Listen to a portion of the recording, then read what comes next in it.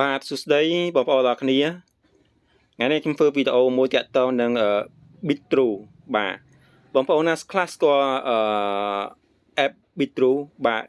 Bittrue ដូច Binance អញ្ចឹងឥឡូវខ្ញុំបង្ហាញទាក់ទងបងប្អូនទាំងគ្នាបាទ Bittrue បាទ Bittrue ដូច Binance អញ្ចឹងwebsite ប្រហាក់ប្រហែលគ្នាបាទការទិញខ្ញុំទិញតម្លៃវាបាទខ្ញុំទិញ888គ្រាប់បាទខ្ញុំទិញក្នុងតម្លៃវា0.04160បាទខ្ញុំទិញតម្លៃហ្នឹងបាទឥឡូវវាចិត្ត0.7ហើយបាទ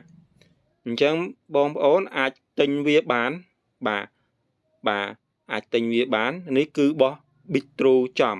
បាទដូច Binance ចេញដបូងអញ្ចឹងថោកអញ្ចឹង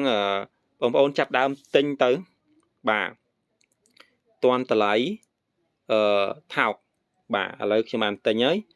ខ្ញុំមានលុយខ្ញុំនឹងទិញឲ្យគ្រប់1000គ្រាប់ដើម្បី trade earn រកគ្រាប់វាបន្ថែម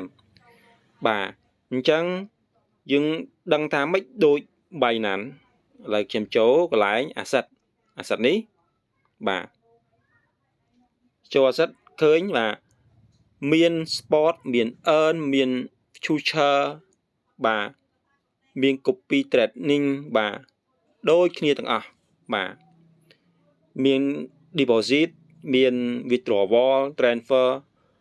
រៀងរើដូចគ្នាបាទគ្រាន់ថាតម្លៃវានៅថោកឡើយដូច្នេះបងប្អូនអាចទិញវាបាន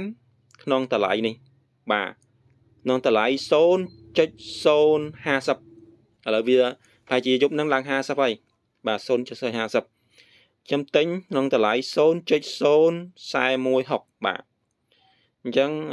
បងប្អូនចាប់ដើមទិញទៅបាទទុកទៅទិញ$100បាទ